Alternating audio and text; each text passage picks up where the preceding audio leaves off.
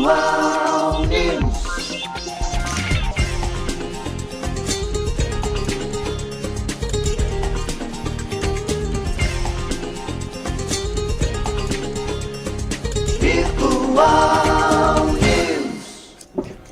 O governo Lula acelera a liberação de emendas após derrota no Congresso. O governo Luiz Inácio Lula da Silva acelerou a liberação das emendas de deputados e senadores depois da derrota em votação no Congresso Nacional das ameaças de novos revés. Cerca de 1 bilhão e 200 milhões de reais de verba de cota individual dos parlamentares foi empenhado nesta semana. No restante do ano, o valor empenhado ainda não havia atingido os 200 milhões. A gestão petista ainda deseja começar a desembolsar nas próximas semanas recursos referentes às antigas emendas do relator, que totalizam 9,85 bilhões de reais. Integrantes do governo afirmam que o cronograma de execução das emendas já estabelecia a entrega da verba ganharia atração a partir de maio. O valor empenhado até a quarta-feira, dia 10, representa cerca de 6% dos 21,2 bilhões previstos para emendas individuais em 2023. O Planalto estima que deve reservar um total de 1,7 bilhão de reais em emendas de cota individual e das bancadas dos estados neste mês. O governo Lula vem sendo criticado por problemas na articulação política, inclusive por Lira. A situação ganhou novas proporções na semana passada, quando a primeira derrota relevante no Congresso Nacional, com a derrubada pelos deputados federais do decreto que alterava algumas regras no marco do saneamento. Parlamentares cobraram maior agilidade do governo, especialmente para destravar a liberação do recurso que foi incorporado ao orçamento do Executivo, após o STF declarar inconstitucionais as emendas do relator no fim do ano passado. O PT foi o partido mais beneficiado até agora com os recursos de emendas individuais. Cerca de 197 milhões da cota de parlamentares do partido de presidente foram empenhados. Parlamentares do PSD tiveram 156 milhões de reais encaminhados. Na sequência aparece o União Brasil com 147 milhões, o MDB com 144 milhões, o PP com 118 milhões, o PL com 103 milhões, Republicanos com 97 milhões, entre outros partidos. Cada deputado indicou cerca de 32 milhões em emendas individuais nos orçamentos de 2023. A cota dos senadores é maior, 59 milhões. O governo é obrigado a executar todas as indicações, mas consegue ditar o momento de encaminhar a verba durante o ano. Integrantes do governo afirmam que os presidentes da Câmara, Arthur Lira, e do Senado, Rodrigo Pacheco, vão definir cada um o destino de 1,9 bilhão do valor herdado pelo governo. Crítica do PT, a senadora Mara Gabrilli, do PSD de São Paulo, teve o maior volume de emendas individuais já empenhadas, 28,2 milhões. Ainda não foram empenhadas as indicações de Lira, enquanto 11 milhões de emendas de Pacheco estão encaminhadas. O governo Lula pagou 4,2 bilhões em restos a pagar de emendas individuais na bancada comissão e da extinta emenda do relator de 2023, segundo dados do orçamento. Na quarta, o ministro da Casa Civil, Rui Costa, reconheceu que o governo não atuou na liberação de emendas e no preenchimento de cargos no ritmo que era aguardado por deputados e senadores. Durante a campanha eleitoral, Lula chegou a chamar as emendas de relator de maior esquema de corrupção da atualidade, orçamento secreto e bolsolão. A gestão petista, porém, decidiu manter nas mãos do Centrão alguns dos órgãos que tiveram o orçamento turbinado pela emenda do relator, como a Codevasf, Companhia de Desenvolvimento dos Vales de São Francisco e do Paraíba. Só um detalhe, a Codevasf está sendo alvo de investigação do TCU e do Tribunal de Contas da União, inclusive em situações que chegam à indicação de suspensão de contratos. Tem contratos que receberam aditamentos, emendas, sem sequer terem começado. Então, inclusive, está essa discussão que se fala aí no cartel do asfalto. Então, para vocês terem uma ideia de como está isso. Agora, né, as emendas do relator, o orçamento secreto, agora a gente tem ideia dos valores. Né? É isso que eu ia falar. Não, na verdade eu não entendo. Eu estou tão chocado em relação a valores, Márcio. Ver uma sociedade tão desigual, a gente estava até discutindo, ver uma sociedade de milhares de brasileiros que realmente não têm onde morar, que passam fome e ver... Cara, é muito incongruente, seja muito dinheiro, e se realmente tivesse um pouco mais de interesse do poder público em realmente mudar essa realidade, não seria por falta de verba. A gente bate nessa mesma tecla, que o problema é realmente a vontade de fazer com que a sociedade realmente saia desse buraco que é a desigualdade social no país. Vamos ser bem claros aqui, vamos colocar realmente os pingos nos is. A gente observa que, na verdade, isso é uma troca política. Claro, e você coloca está muito nítido. O orçamento na indicação de cada agente político. De cada agente político. Está muito nítido isso. Está muito nítido. Agora, dentro do orçamento federal, dentro de um orçamento em que é discutido ações. Tudo bem, tem que colocar 50% das emendas na saúde, tem que colocar tantos por cento, mas mesmo assim, né, muito dinheiro você está no legislativo, você não está no executivo. E tudo isso, o governo perdeu, o governo ganhou, vamos liberar as emendas para o governo poder aprovar. Quer dizer, há uma negociação financeira dentro da negociação política. Ô, Márcio, eu nem critico. E essa Codefasf, tem quatro contratos que ela foi feita com empreiteiros que já foram apontados. Eu não critico as negociações, eu critico, na verdade, os direcionamentos desse valor, que, na verdade, a Codefasf está recebendo grande parte e é uma empresa que está sendo investigada. Mas, realmente, a gente teve, não sei se você sabe disso, a gente teve um crescimento na desigualdade social no Brasil no último ano, de 2022.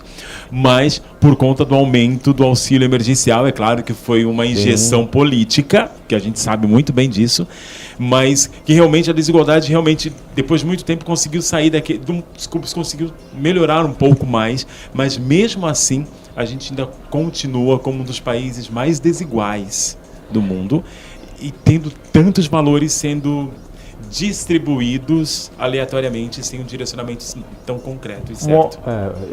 Opinião minha. Na minha forma de pensar. Vou trazer essa questão das emendas parlamentares para as cidades da região. Eu vou pegar Cubatão como exemplo. Emenda parlamentar. O vereador tem o direito a indicar dentro do orçamento as áreas em que ele quer que faça alguns investimentos.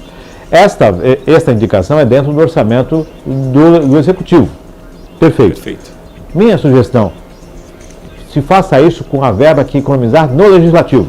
Todo ano a Câmara devolve dinheiro à Prefeitura. Então, na verdade, se não devolva mais, você fez a economicidade, você colocou a casa para funcionar e te restou dinheiro do décimo do seu orçamento, esse dinheiro, você, entre os pares, faz a divisão e indica onde deve ser aplicado. Direciona para onde vai esse dinheiro. E deixa o Executivo fazer o trabalho dele. Exatamente. E você tem a liberdade de aplicar dentro da economicidade do poder.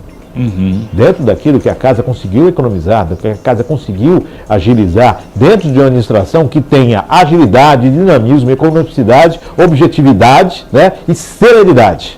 Fato.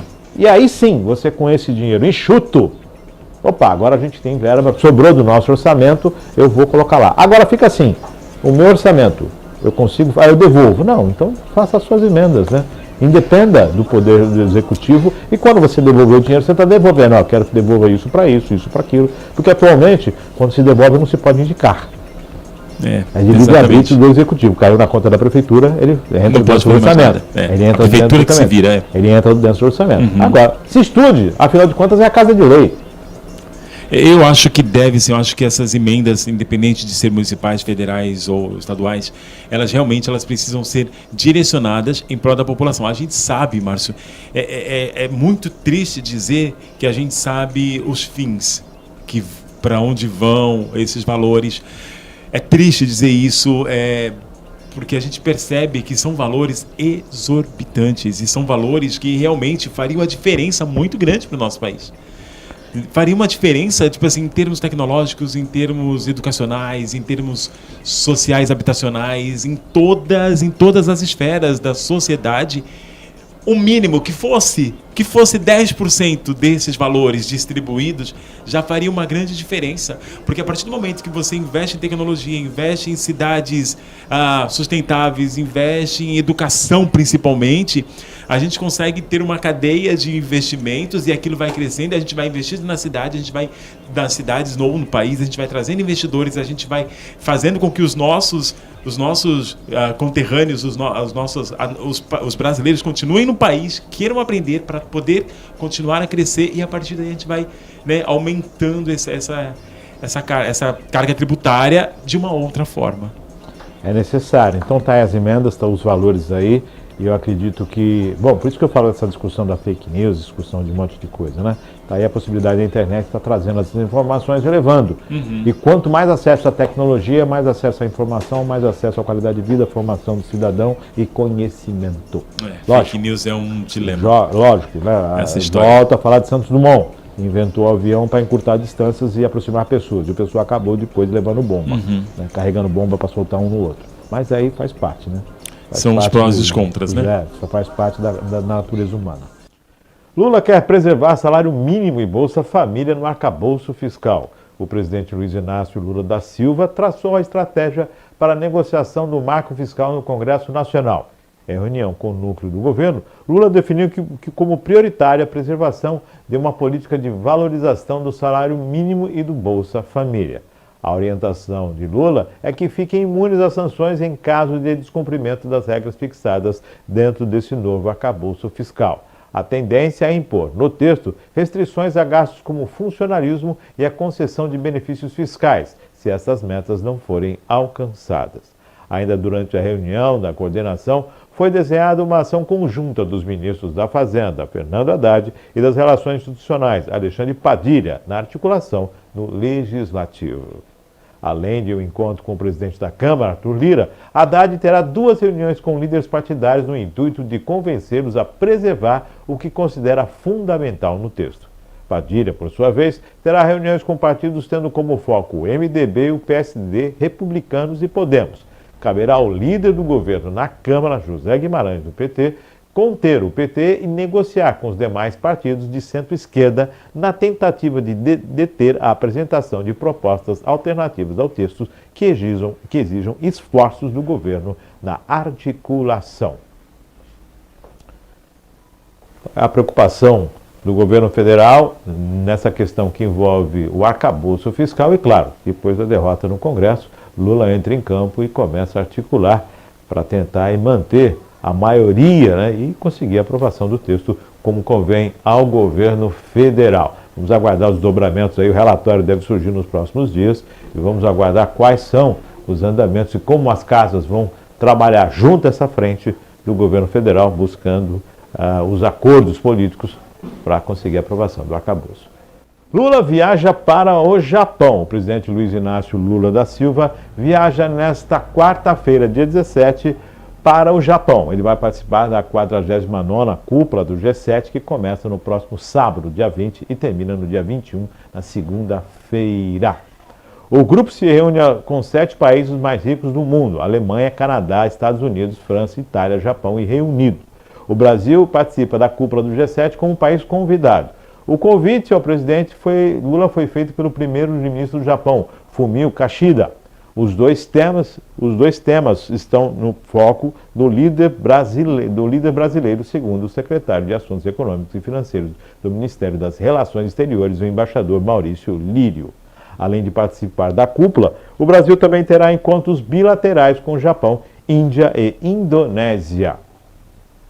De acordo com o embaixador, na pauta do G7 estão a guerra da Rússia contra a Ucrânia, o desarmamento nuclear e o enfrentamento das vulnerabilidades dos países de baixa e média renda.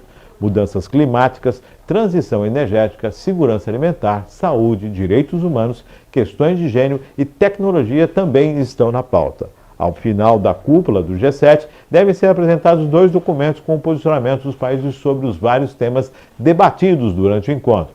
Um apenas com os países membros do grupo e outro com os países membros e convidados.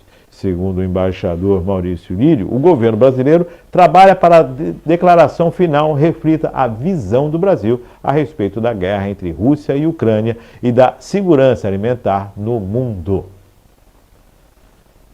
Está aí a participação, então, de Lula no G7, né, no próximo fim de semana no Japão. E, claro, o tema da guerra da Rússia contra a Ucrânia com certeza vai dominar a cúpula. E, obviamente, o presidente espera esse momento para poder estar falando a respeito desse assunto, tendo em vista que as últimas declarações não soaram muito bem e acabou criando um clima um tanto quanto constrangedor. Inclusive, o presidente Lula foi convidado a visitar a Ucrânia para observar de perto o impacto da guerra da Rússia contra a Ucrânia. Lula deve confirmar a indicação de Zanin para o STF nesta quinta-feira. O presidente Luiz Inácio Lula da Silva deve confirmar a indicação do advogado Cristiano Zanin para o Supremo Tribunal Federal nesta quinta-feira. Ele deve ocupar a cadeira deixada por Lewandowski, que se aposentou em abril deste ano. Depois de a indicação ser oficializada no Diário Oficial da União, Zanin passará por uma sabatina no Senado. Lula falou com o presidente do Supremo, Rosa Weber, e com o ministro da Justiça, Flávio Dino, sobre a decisão. Os outros ministros da Corte foram avisados da escolha por Rosa Weber na noite de ontem. A expectativa é que Lula anuncie o nome em uma reunião com o senador Davi Alcolumbre. Alcolumbre é o presidente da Comissão de Constituição e Justiça e Cidadania, que sabatina os indicados ao Supremo. Zanin foi advogado de Lula no processo da Lava Jato e responsável por conseguir a absolvição do presidente nos escândalos investigados pela operação. Desde que Lewandowski deixou o STF, o nome de Zanin era tido como favorito para substituí-lo. Apesar da relação pessoal com o advogado, o que poderia causar suspeitas sobre as intenções do presidente com a escolha de Zanin, Lula sempre deixou claro que gostaria de escolher uma pessoa próxima a ele. Na última sexta-feira, Lula fez um churrasco no Palácio da Alvorada para reunir membros do governo e lideranças do Congresso Nacional, mas também convidou integrantes do STF, como Gilmar Mendes e Alexandre de Moraes. Na conversa com os ministros, Lula tinha informado que a indicação de Zanin era apenas questão de tempo.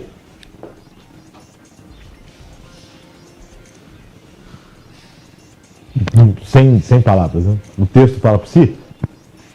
Isso não é um tapa na nossa cara, é cuspir na nossa cara.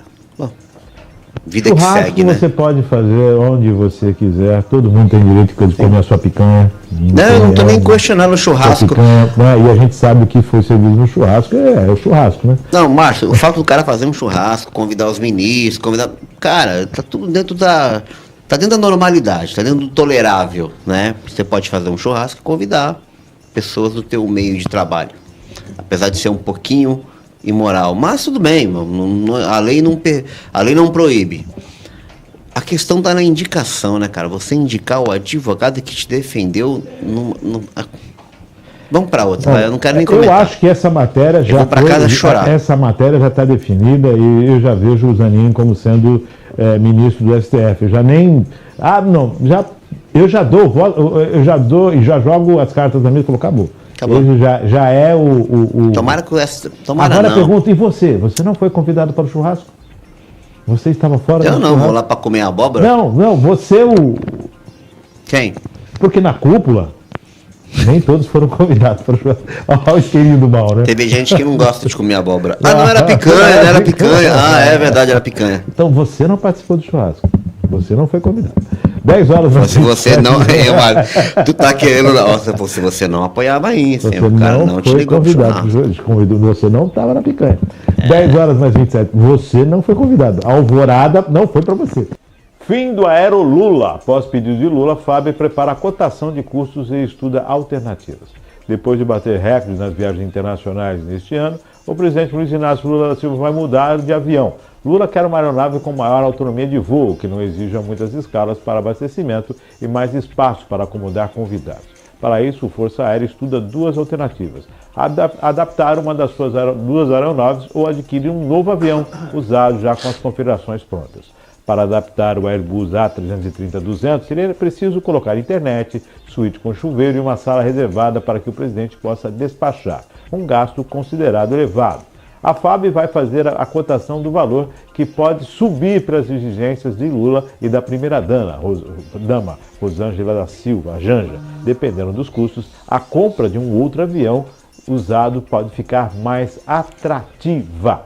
O atual avião presidencial, o A319, chamado de Aerolula, foi comprado pelo próprio presidente em seu primeiro mandato. Tem 18 anos de uso e se aproxima da metade do ciclo de vida, o que exigiria passar por um processo de reformulação. Ele possui suíte presidencial e chuveiro, um espaço reservado com 2 mesas e 8 cadeiras e a capacidade para 16 pessoas, mais a tripulação e um total de 39 passageiros. Já o A330-200 tem capacidade para 250 passageiros ou um pouco mais, dependendo da configuração. É um avião enorme com autonomia para até 16 horas de voo. A aeronáutica defende que Lula só utiliza a nova aeronave para voos longos. A FAB já vinha discutindo trocar o avião presidencial por uma aeronave mais nova e com maior autonomia de voo. Mas o projeto foi acelerado após a viagem de Lula ao Japão, quando precisou fazer 2 escalas, deixando o trajeto cansativo para o presidente, que tem 77 anos, além de maiores custos com tarifas aeroportuárias e risco à segurança. O presidente tem à disposição uma frota de aviões e helicópteros do Grupo de Transporte Especial, GTE, que fica em Brasília. A FAB confirmou que estuda o assunto. Viajar menos, teleconferência. Ele está se divertindo aqui, brincando um pouco, mas tem que realmente estudar isso, né? Mas é de se observar investimentos, né? Márcio, eu sou, assim, nesse ponto eu sou muito cético, muito objetivo. Tudo é matemática. Então, realmente, de fato, se colocar ali na ponta do lápis, a gente sabe que isso para tudo, né? De acordo com o tempo de uso, o número de manutenções, o custo com manutenções começa a aumentar. De repente, é de fato um avião com mais autonomia, só que é colocar na ponta do lápis. Porque, não, vou ter que fazer muita escala. Ok, mas eu vou fazer quantas viagens no ano que justifiquem que eu precise fazer tantas escalas? 1, 2. Peraí, então a gente não consegue adequar, de repente fazer menos viagens dessa do que elevar o custo. Então eu acho que tudo tem que ser... Já que eu vou fazer uma escala, não consigo dizer se está certo, se está errado, eu não conheço os números, mas eu acho que a análise é essa. Logística. Exato. É o que a gente estava falando agora, é o planejamento. Olha, há necessidade de um avião para 250 pessoas? Quem está viajando? A gente está levando o país, a gente está levando o governo, o executivo é turismo junto. Entendeu? Então, peraí. Há necessidade? Existe a necessidade. Ok. O que é mais benéfico? Pegar uma nova, pegar uma usada, adaptar o que se tem? Quando você fala nas 250 pessoas, a pessoa fala, mas tudo bem, gente, mas são 250 pessoas, que se eu vou para um outro país, é de responsabilidade do governo todas as estadias. Sim, não é só o avião. Não é só o avião, é tudo. Agora, se eu preciso de 250 pessoas no meu staff, convidados, mas o que significa convidados? Sim. São os meus amigos?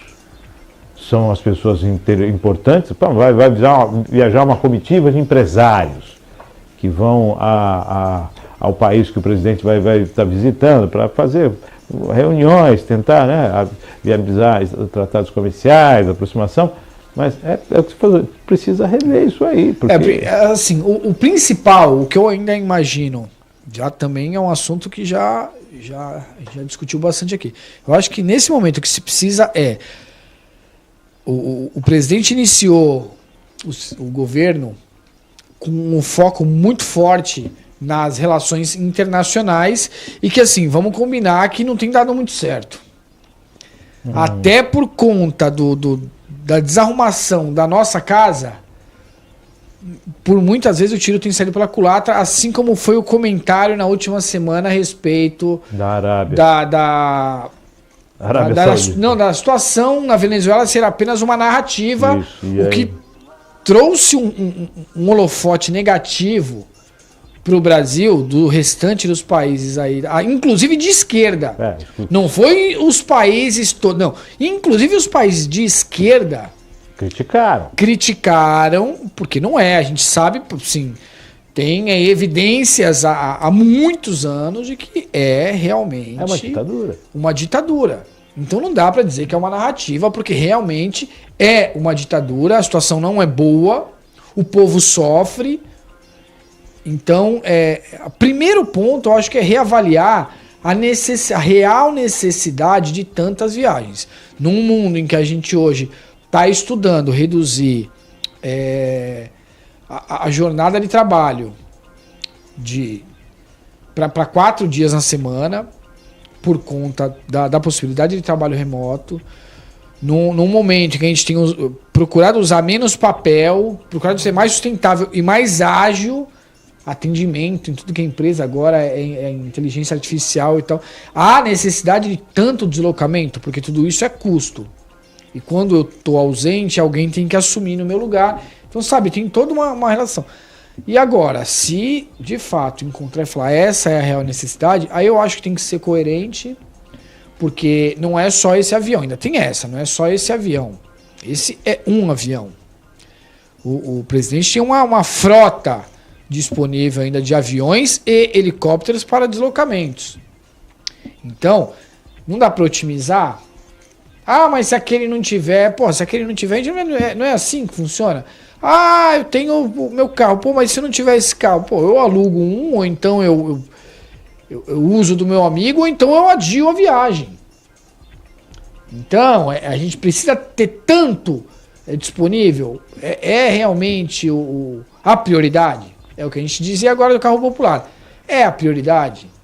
Está se discutindo, inclusive, a possibilidade de utilizar esse avião, né, com adaptações para fazer abastecimento nos de caças. Então está vendo essa possibilidade de utilização dentro de uma estratégia militar. Mas, assim, até para se vai justificar... comprar mais um e vai deixar 3 à disposição? Vai ficar complicado. Já pensou uma comitiva de 300, 400 pessoas viajando? Porque isso tudo sai do seu bolso, do nosso bolso. Virtual News.